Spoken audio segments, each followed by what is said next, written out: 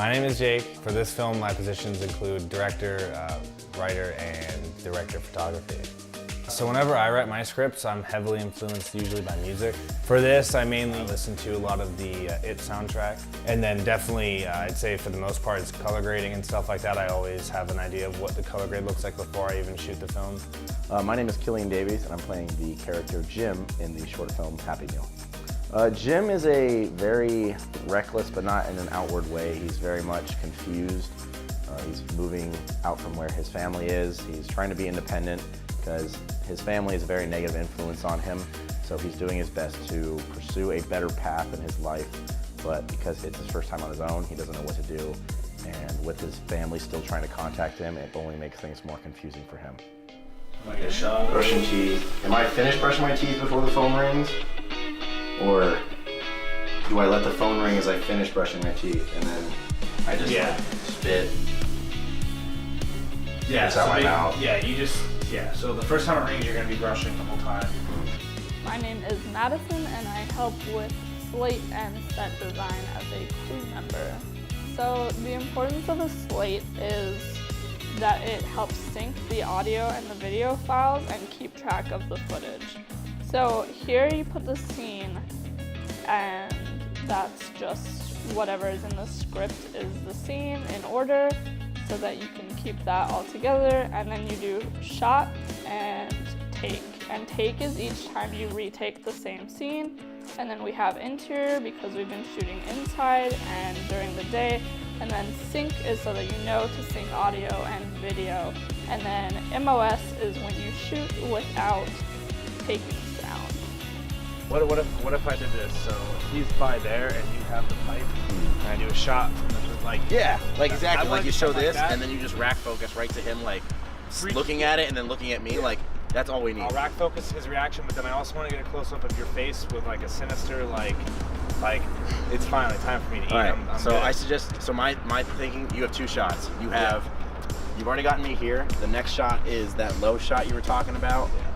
Which And you'll like just me, step yeah. into. So me just stepping into it, him like, or him saying first, like, hey, I don't know what I'm doing, and then it's me stepping in with it coming down. Yeah. Like you rack focusing to the weapon, then rack focusing back to him, and then you can do the close up on me. I say it's just two shots, real quick, we get out of here. Yeah. So going from the script into pre-production and then into production, what I look at is the materials and things like that we'll need. Like I said, for this one, I tried to go simple as possible. I just wanted to kind of see how it felt just to be completely simplified to the lowest. You know, there's not a lot of budget behind this movie except for this Rode mic. Like I stated before, most of the time I always make these giant, long scripts that just never get filmed, and I want to film stuff.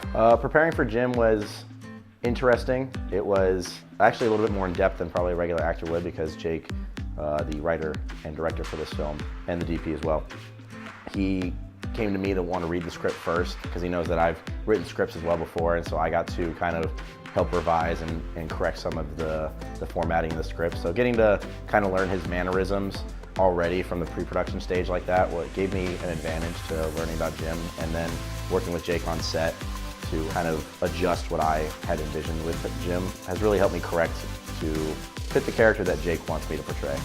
Scene 2, shot 1, take 2, mark.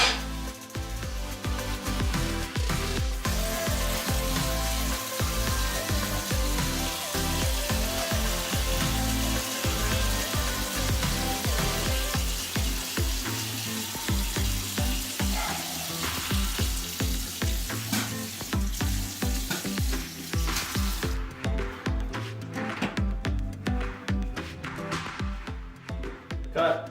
So what a director does on set is pretty much directs everybody, controls the energy of the whole crew.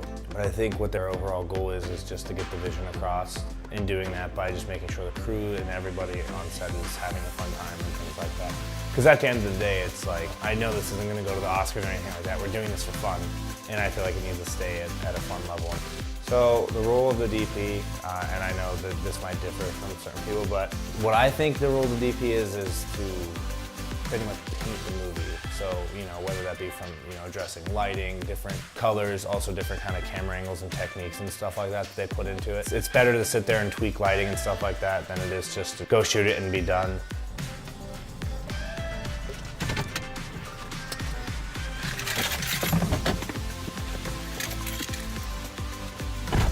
So for set design, we had to make the apartment look like it had never been lived in before because Jim was just moving in. So for set design, I completely cleaned the apartment and made it so there was minimal furniture and that everything was just all tidy and nice, and so that when Jim came in, there was no random furniture or anything else in the shot. Advice I would give to anyone pursuing script writing, just filmmaking in general, or just being a director of photography or a director, anything, even like a gripped gaffer, any of that stuff, is always do your research. I'd say, like, always find out new techniques or new methods that are being used in the industry nowadays. I'd also say if for script writing, so if you're like bent on writing a certain style, I'd say switch it up. Being like a director of photography, I always say just get out there and mess with as much cameras as possible.